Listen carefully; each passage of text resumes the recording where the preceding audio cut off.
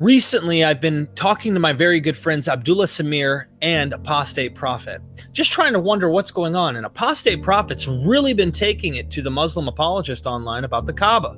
He's been debating this topic and discussing it. He went to the Lion's Den, all of these things. Well, I ask an expert today, Dr. Shady Nasser, is the Kaaba from pre-Islamic Arabic pagan culture, or does it come from Judaism and Christianity? Could it be a mix of both?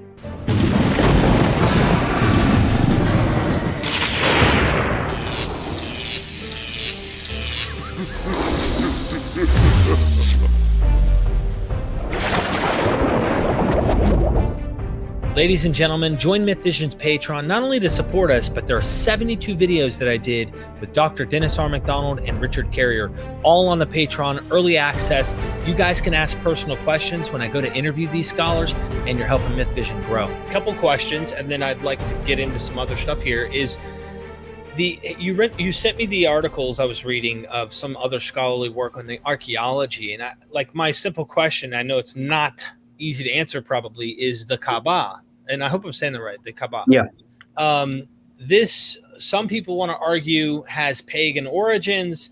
Others will argue that it's potentially working within the Judaic or even Christian temples in the region. So Right. they're kind of doing both in a way. There's a stone, and there's this controversy surrounding this, that Muhammad is still making this something that is holy, like it's something that they must practice as part of the religion. Right. Based on your scholarly research, and this may not be your particular specialty, but what you've understood in your research, is this a pagan origin, and is this something only from that region?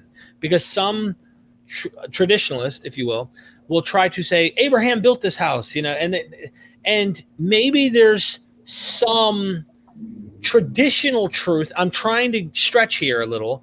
Yeah. Saying, okay, what if it's a synagogue or a Christian original temple or building, and in that kind of way, you could say, well, it's Abrahamic, but there seems to be some pagan influence too on the Kaaba, and that's something that's foreign from Christianity and Judaism. So, sure. What do you know about the Kaaba?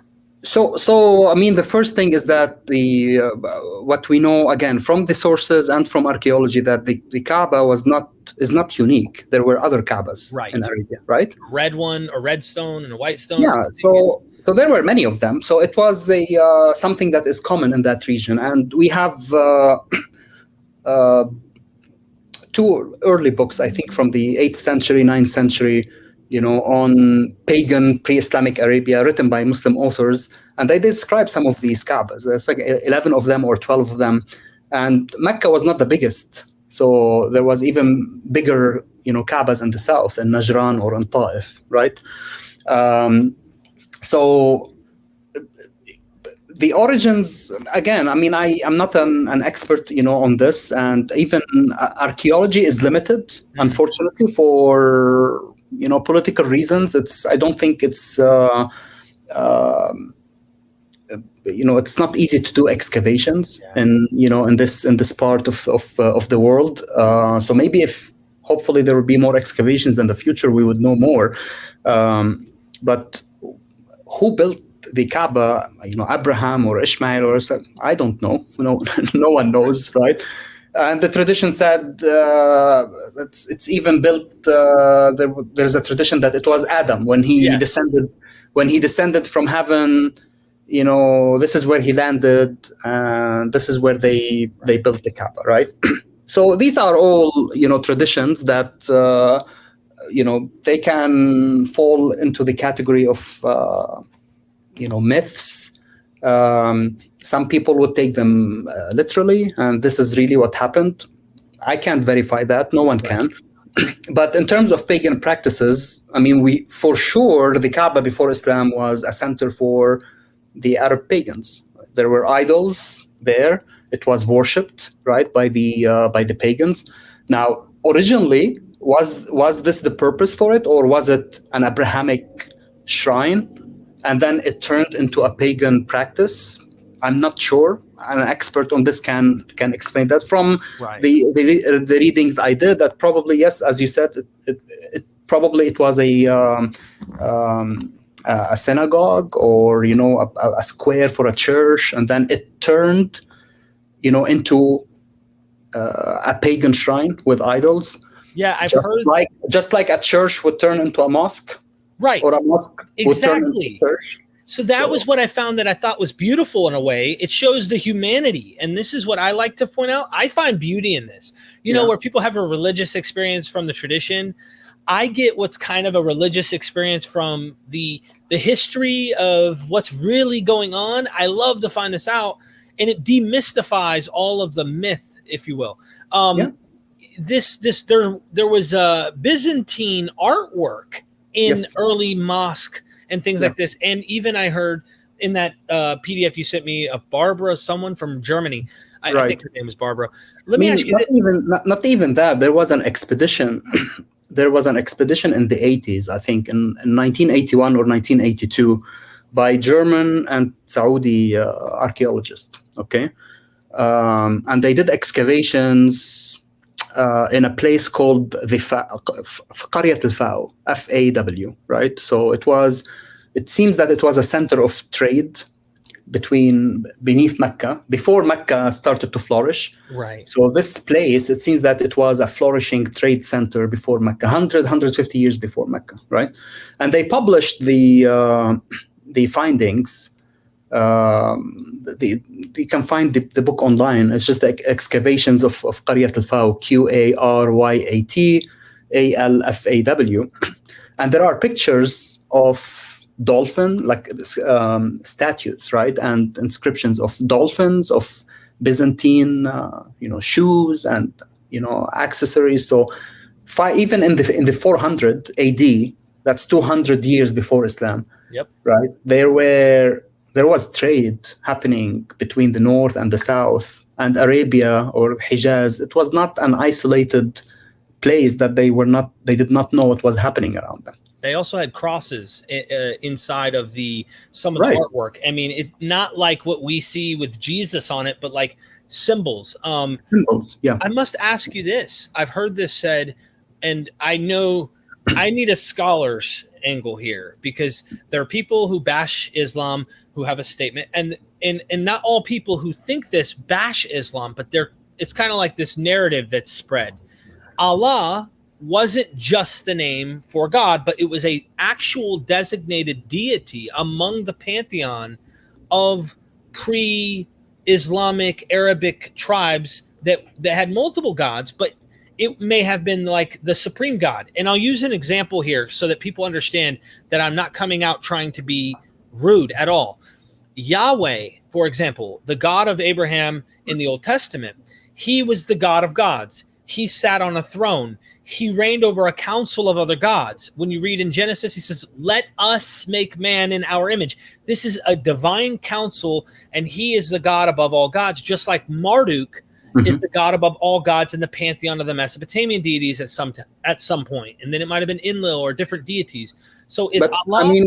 this image is also, to what extent it exists in the Quran, not in this kind of description, but the image of God sitting on a throne, and the angels are around him. And then even in the when God speaks, he speaks with the we, which is interpreted in grammar to be the majestic we.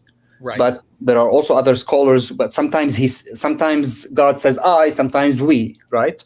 So there are other scholars who said this we, it implies this kind of pantheon, like this image of a king or a god sitting on a throne and surrounded by the angels.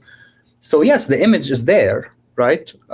Is the name Allah, though, does that derive from the pre-Islamic Arabic pantheon, where it's a specific? I mean, I read that. I'm not, I'm not an expert on this. I read that. It is how it is derived. Is it accurate? To what extent? I don't know.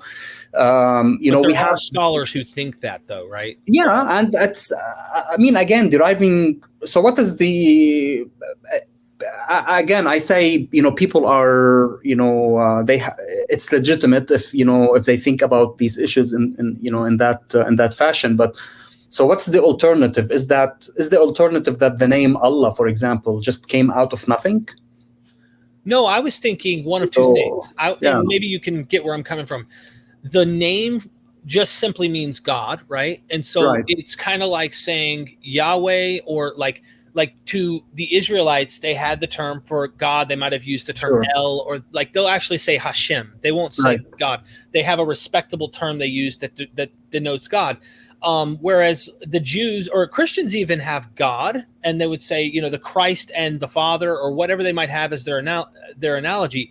I was thinking one of two things.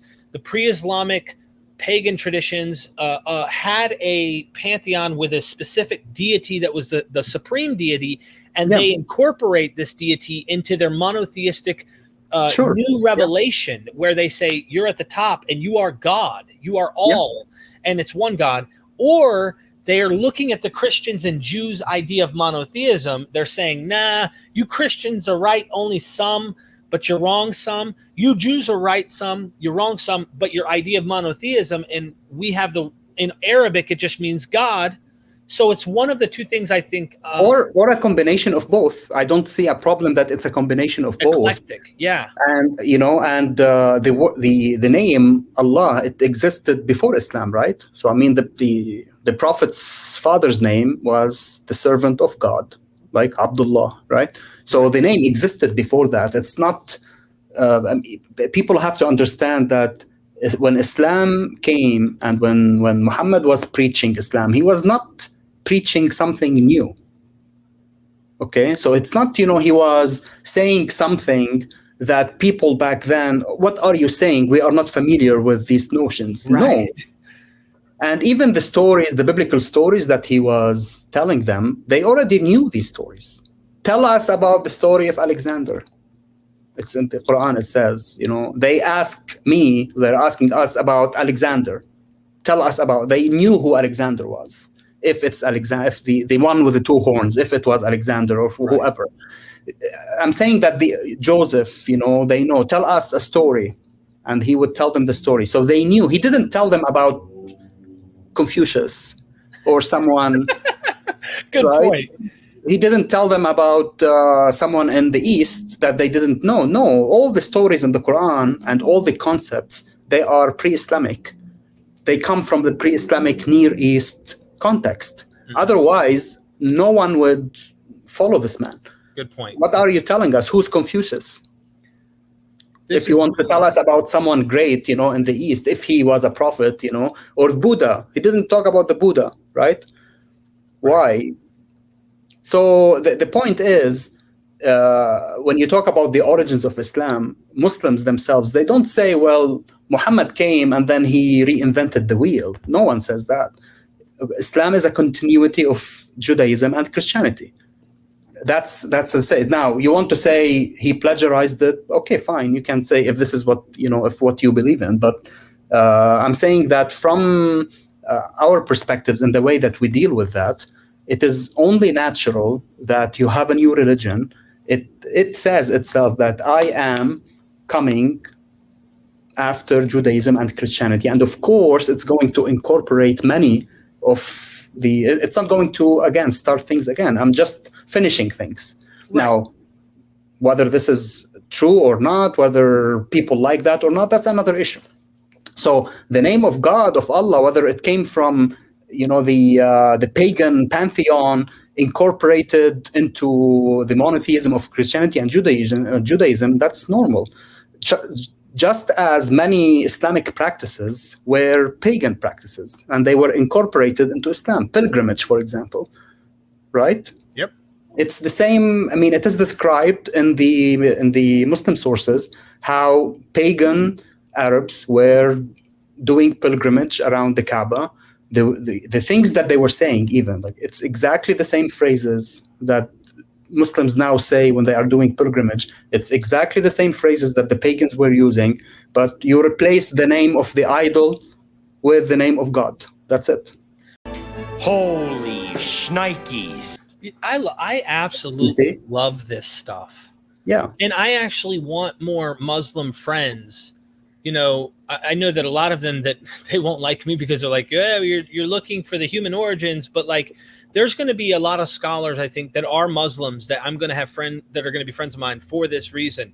I'm trying to take a balanced approach. As you can see, I really want to be respectful because I know it's sacred to many people, just like Christianity is sacred. I do poke holes because I was a Christian. No, we have to poke holes. That's what we do. If other people are not comfortable with poking holes, they just want. But I think that's what we do in academia, or we are curious and we want to poke holes. We are curious. We want to understand the origins of things. We want to, and sometimes it would hurt other people's feelings. I understand that, but I think that's a grand quest. To poke holes. That's not my goal. Yeah. My goal isn't to do that. It will do that no matter what. That's what's going to happen because people get offended. My goal is to try and not worry about what people feel. I'm only interested in what I can find out and learn and try to understand the origins, because I think too many people just, they propagate this idea. It's their beliefs, but they propagate this idea, and then they want to pressure everyone else to believe their idea. And no, sorry, I think you're wrong. Yeah. And if you're going to be allowed to run around telling other people they're wrong and that Islam is the truth and that Allah is going to burn me in hell and this, that, and all this stuff, and you're going to force people, I'm sorry. I agree with you. And again, that's my personal opinion. So not to be footnoted, is that, what you are saying also applies among Muslims themselves, right? So you see that there is a movement, from a certain group to discredit other groups, and it's vice versa. So what's happening in the past also 30 years that you have, a group of Muslims who are more active, let's say, on media, probably internet, in advocating what they think Islam should be or is, right? And actually, I don't have numbers, but this group of Muslims, they are the minority in, so they are, I would say, 10%, 15% maximum. Of Muslims, but they are the ones with the most resources. Okay, and you have the other historically majority of Muslims, the 85%, who don't have such resources. It doesn't mean the 5% or 10% they are wrong. I'm not saying that. I'm saying that they constitute a minority, in Sunni Islam at least, and they pressure other people. And what you are saying is that this is what Islam is. And of course, you have the other 85% or 80%. They have different, views on that. And they said, no, this is what Islam is. And they pressure each other, even without even going outside. Is that, no, you don't know what you're saying. No, you don't know what you're saying. I am right, you are wrong. I think it happens everywhere. It's part of human nature, I would say. So I did a live show on my channel, Dr. Nasser, and I had two Muslims, and they were arguing over a Quranic verse that talks about, is it pre-pubescent girls or post-pubescent, in the idea of Muhammad marrying Aisha, and I know. And I was like, you're on a skeptic channel talking about this. Hello. But they don't, they didn't care. And then two of them said, yes, this is prepubescent and post. It's talking about both. It's not just one. And yes, it's saying in this time, for whatever reason in the culture, this was acceptable, or at least they're saying this is what the prophet did. And this is okay that he consummated with a 9-year-old. Now, to our standards, you already know how that is. I don't even want to go there. We know today we don't accept this, or at least in America. Right. The world might think differently. But the other guy said, are you kidding me? And he started to yell. He called the other guy a Taliban. And I was like, oh my gosh, did you just call him a Taliban? And I didn't even have to poke holes. I just sat back. I grabbed my popcorn. You were enjoying the show, huh? So well, after about an hour of talking about women's, periods, I was like, okay, this is no more. Let's stop. Let's talk something else. It's I find it amusing that mostly really men they discuss these issues, whether, the wife of the prophet was 9 or 8 or whatever, and then you don't have women themselves who are probably more concerned with this issue, and then they want to discuss it, how it is. It's always coming from the other side. I don't know, but I heard some of these, debates, etc. So it's unfortunate that even with an issue like that, it leads people to consider the other person blasphemous if they don't think it's before 9 or after 9. So.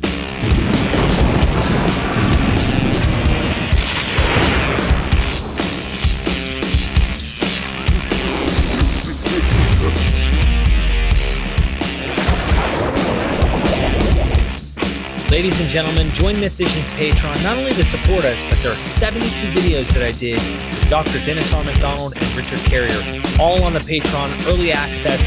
You guys can ask personal questions when I go to interview these scholars, and you're helping MythVision grow.